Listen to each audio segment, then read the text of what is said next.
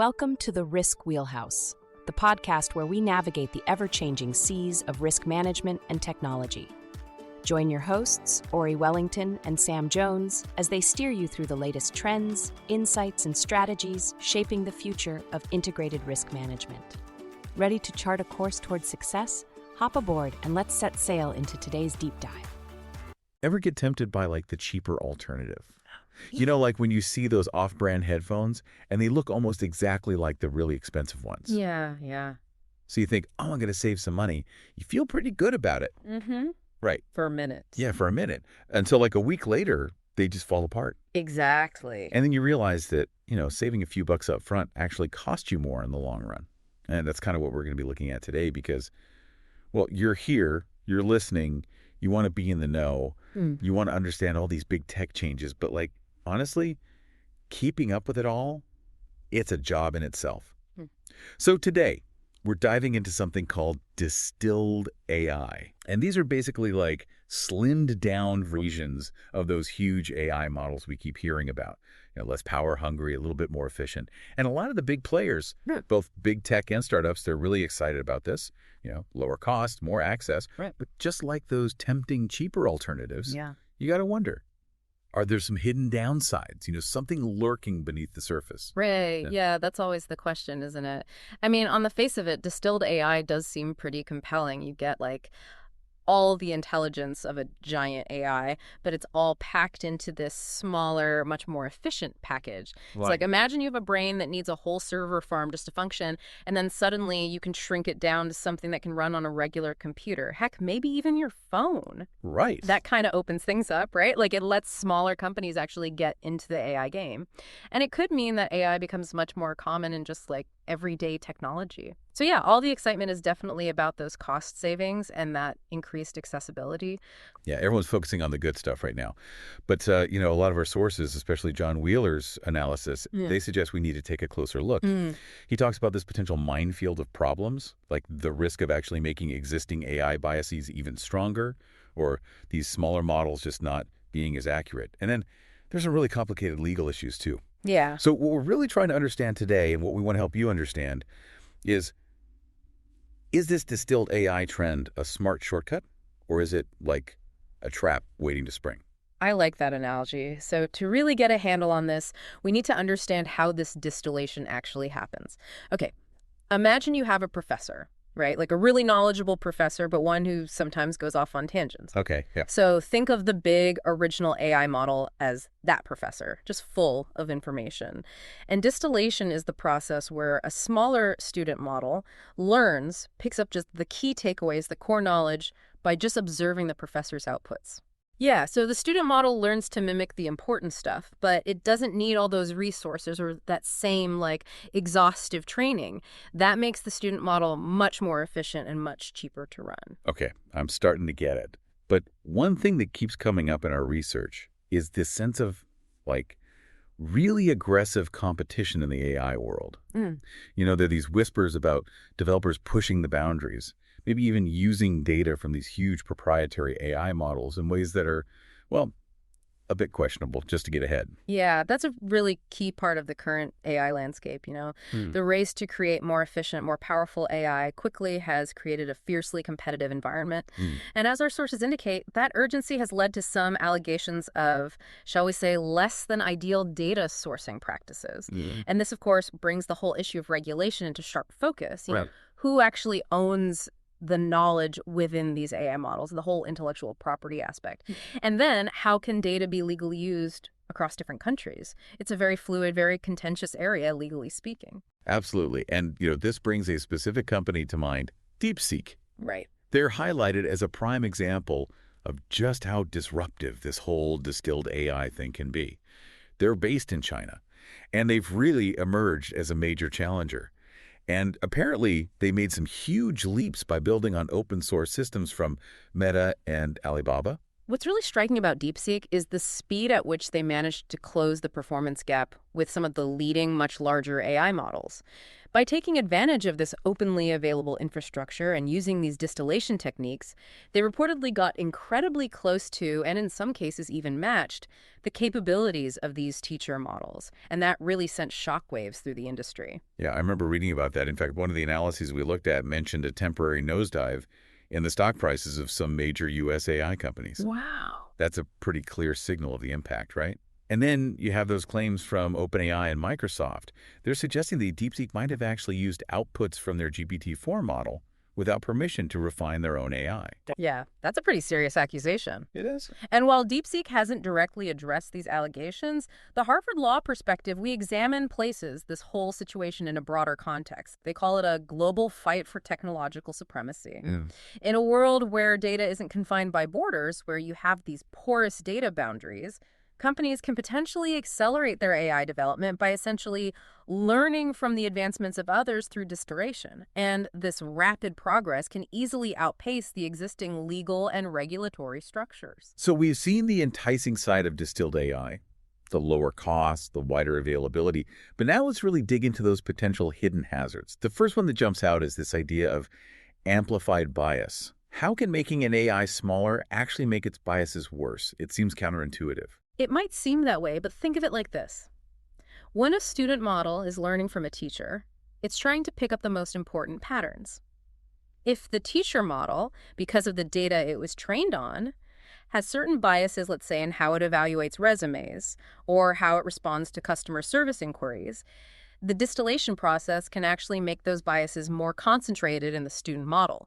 It's like, imagine you take a soup and you extract the most pronounced flavors and you make a new soup that's even more intensely flavored with those elements. That's a really clear way to put it. Yeah. So these ingrained biases, they could be quietly influencing decisions in areas we might not even suspect. Exactly. Like when AI is helping to screen job applicants or interacting with customers online, it could lead to unfair or discriminatory outcomes, and we might not even realize it's happening. Exactly. And because the distilled model appears to be functioning, generating responses, making decisions, these underlying biases can be much harder to detect. The focus is often on whether it's producing a seemingly correct output, not necessarily on how it arrived at that output or whether there are unfair patterns in its reasoning. Another potential pitfall is this whole idea of data gaps and what's called model rot. It sounds like cutting corners to make these models cheaper can lead to problems with their ongoing performance and accuracy. That's right. To make these student models more efficient and less resource-intensive, developers might reduce the amount or the diversity of the data they're trained on, or they might simplify the learning process. This can lead to the model missing crucial context or not being exposed to the full range of real-world scenarios. And then you have model rot. AI models aren't static. The world around them changes, new data emerges, and their initial training can become outdated. If these distilled models aren't regularly updated with fresh information, their performance can gradually decline over time, leading to less accurate and less relevant outputs. Think of it like relying on old maps. They might have been accurate once, but the roads change. And then there's this concern around opaque decision-making. We already know that the inner workings of these large neural networks can be a bit of a mystery, making it hard to understand why they make certain choices. Does this lack of transparency get even worse with distilled AI? It definitely adds another layer of complexity. With distillation, you have one complex system, the teacher, teaching another complex system, the student. This added layer can make it even harder for organizations to trace the reasoning behind a distilled model's outputs. And this lack of understanding can be a significant liability, particularly in heavily regulated industries or when AI is making critical decisions with real-world consequences. If an error occurs or a questionable decision is made, not being able to understand how the model arrived at that conclusion can lead to serious regulatory scrutiny and erode public trust. And the final hidden hazard brings us back to the legal and ethical tightrope we talked about earlier, intellectual property and compliance. It seems like DeepSeek's rapid rise has really put a spotlight on these challenges. Absolutely. The speed at which companies can potentially advance their AI capabilities by learning from existing models through distillation has amplified concerns about who owns what in the AI world and whether data is being used appropriately. As the Harvard Law Analysis highlights, we're in a period where the little rules of the game are still being defined, especially when it comes to cross-border data transfers, the licensing of AI models, and ensuring compliance with evolving regulations. The technology is moving so quickly that the legal frameworks are struggling to keep up, creating a lot of uncertainty and potential for disputes. Are you ready to see risk management in action? At Wheelhouse Advisors, we've launched a new YouTube channel dedicated to integrated risk management. You'll find quick explainers, insights from our IRM Navigator research reports, highlights from the Risk Journal, and conversations from the Risk Wheelhouse podcast. We're covering the topics that matter most to executives and risk leaders, from AI governance and cyber insurance to operational resilience and regulatory change. Every video is designed to help you anticipate risks, adapt with confidence, and build resilience in a digital-first world.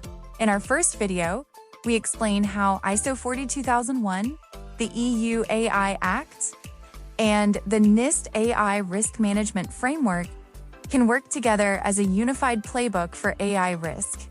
Subscribe today at youtube.com/@wheelhouseadv and get the latest insights delivered directly to you. That's youtube.com/@wheelhouseadv. Subscribe now and stay ahead of the risks that matter most. Okay, so we've talked about all these potential downsides. So with all that in mind, what's the smart way to navigate this? Our sources point to something called IRM, Integrated Risk Management, as a crucial framework. It's presented as the more responsible approach, like investing in quality instead of just chasing the lowest price. Exactly. Instead of solely focusing on the immediate cost advantages of distilled AI, organizations need to adopt a comprehensive and forward-thinking strategy for managing the potential risks. Integrated risk management essentially brings together 4 key areas to create a strong defense against the potential turbulence that can come with distilled AI. Okay, so let's break down these 4 pillars of IRM. First, we have Enterprise Risk Management, or ERM. What's the core focus there? ERM takes a broad strategic perspective. It's about making sure that any AI initiative, including the use of distilled models, aligns with the overall business objectives and the long-term sustainability of the organization. Instead of just focusing on short-term efficiency gains, ERM emphasizes developing a clear long-term vision for how distilled AI fits into the company's strategy and proactively identifying potential risks that could prevent the achievement of those strategic goals. Next up is Operational Risk Management, or ORM. That sounds like it's more about the nuts and bolts of how things run day to day. It is. ORM focuses on the daily processes and workflows involved in the entire life cycle of an AI system, from the initial data collection and preparation, the data pipelines, to the deployment and ongoing maintenance of the models. The aim of ORM is to identify and mitigate potential operational issues before they escalate into significant problems. This also includes having clear procedures for investigating any errors or unexpected behavior in the AI models and determining their root causes. The third component of this IRM framework is Technology Risk Management, or TRM. That sounds like it's all about safeguarding the tech itself. Yes, TRM is specifically concerned with protecting the technological infrastructure that supports AI. This involves implementing robust cybersecurity measures to prevent data breaches and unauthorized access, as well as actively monitoring for activities like unauthorized data extraction or even attempts to illicitly distill proprietary AI models. TRM also includes evaluating the stability and resilience of the underlying hardware and software environments to ensure they can withstand potential disruptions. And finally, we have Governance, Risk, and Compliance, or GRC. This sounds like the overarching framework that ties everything together and ensures accountability. Exactly. GRC is about embedding ethical principles, regulatory requirements, and the organization's own internal policies into every stage of AI development and deployment. This includes establishing clear guidelines for how data is used, ensuring compliance with all relevant laws and licensing agreements, and crucially, maintaining thorough documentation and audit trails. These records are essential for demonstrating that the use of AI aligns with legal, ethical, and internal best practices. So we've learned that while distilled AI offers some really attractive benefits in terms of cost and efficiency, it sounds like companies need to proceed with a significant degree of caution and foresight. Mm-hmm. The example of DeepSeek really underscores this delicate balancing act between pushing innovation and maintaining proper oversight. Yeah, absolutely. And as the analysts at Harvard Law predict, the increasing reliance on AI is likely to further intensify global competition. We could very well see a continued technological supremacy race, where new, agile players can indeed disrupt established leaders by leveraging these more cost-effective advancements in AI. It really brings us back full circle to that initial analogy about the running shoes, doesn't it? Yeah. The immediate savings might look good, but they'd easily lead to some pretty significant painful complications down the line. Yeah, I think that's a really important point. Organizations that prioritize a balanced approach, embracing the potential of innovation while simultaneously implementing strong IRM frameworks, maintaining transparent and ethical data practices, and staying informed about the rapidly evolving legal landscape, they're the ones that will be best positioned to capitalize on the advantages of next-generation AI while effectively mitigating its inherent risks. So, for those of you listening, as distilled AI becomes an increasingly significant part of the technological landscape, it prompts a really important question. What responsibility do we each have to look beyond the initial hype and really understand the potential downsides?